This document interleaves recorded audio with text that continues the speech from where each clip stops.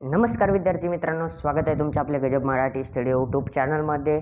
तर आत्ताचा जो पेपर आहे तो लास्ट पेपर आहे, आपण टाकणार आहे IMP पेपर आहे. व्हिडिओ शेवटपर्यंत पहा व चॅनलवर नवीन असाल तर सबस्क्राईब करा. आत्ता जा सबस्क्राईब करा, लाईक देखील करायला विसरू नका व्हिडिओला. ठीक आहे, व्हिडिओला वेळ न घालता व्हिडिओ स्टार्ट करू. लवकर जा आणि सबस्क्राईब करा.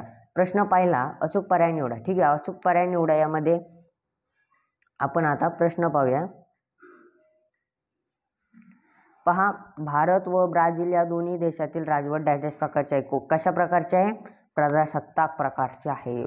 भारताच्या गवताळ प्रदेशात डॅश पक्षी आढळतो. कोणता? माळढोक. बरोबर. त्यानंतर लोकसंख्येच्या बाबतीत ब्राझीलचा जगात दुसरा क्रमांक लागतो. दुसरा, तिसरा, चौथा? कमेंट करा, मी दुसरा सांगतोय.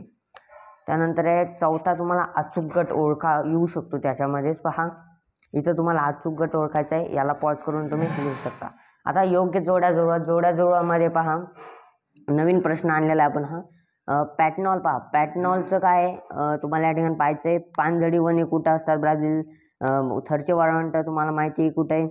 त्यानंतर सांबा नृत्य काय आहे, एवढं तुम्हाला जोड्या लावायच्या. त्यानंतर फरक स्पष्ट करा. कोणते? हे दोन. पहा, महत्त्वाचे फरक या ठिकाणी मी देतो आहे. ब्राझीलमधील संदेशवहन व भारतातील संदेशवहन हा IMP करा. ब्राझीलमधील संदेशवहन व भारतातील संदेशवहन हा IMP करा. ठीक आहे, तुम्ही व्हिडिओ पॉज करून पहा, मी या ठिकाणी दिलेला आहे, याला IMP करा. त्यानंतर आहे प्रश्न चौथा. यामध्ये नकाशात माहिती भरायची, म्हणजे नाव द्यायचे, सूची तयार करून. आता भरपूर जण म्हणतात सूची कशी तयार करायची. सगळ्यात पहिले सूचीला बॉक्स आखून घ्या. त्यानंतर एक लाईन आखा अशा पद्धतीने, कारण चिन्ह वगैरे नाव द्यायला. ठीक आहे, आता इथं पहा, वरती चिन्ह वगैरे ते नाव राहतील आणि इथं तुमचे जितके तुम्हाला लिहायचे तितके राहतील. आता वरती तुम्हाला काय लिहायचं आहे? पहा, वरती तुम्हाला लिहायचं आहे चिन्ह नाव. इथं काय, कोणतं नाव लिहायचं आहे? चिन्ह. आणि इथं नाव लिहायचं आहे जे तुम्हाला त्या ठिकाणी आहे ते. आता इथं तुम्ही समजा डॉट चिन्ह दाखवलं, मार्जा भेटलं तर मार्जा भेट या ठिकाणी लिहायचं. इथं 1 नंबर आकडा, 2 नंबर आकडा, 3 नंबर आकडा, 4 आणि 5 जितके तुम्हाला नावं द्यायचे आहेत. आणि हे संपूर्ण एकदम व्यवस्थित या ठिकाणी सूची नाव टाकून लिहायचं आहे. पहा, आता मार्जाबेट हे पॉईंट IMP याच्यातले सांगतोय मी. मार्जाबेट IMP करून ठेवा. कटिंगा, मॅनस, ब्राझिली आणि सोनेरी तामरीन एवढे IMP करा. ह्यावेळेस ब्राझीलचा नकाशा 100% येणार आहे. ब्राझीलचा नकाशा नावे भरण्यासाठी 100% आहे, त्यामुळे हे करून जा. ठीक आहे,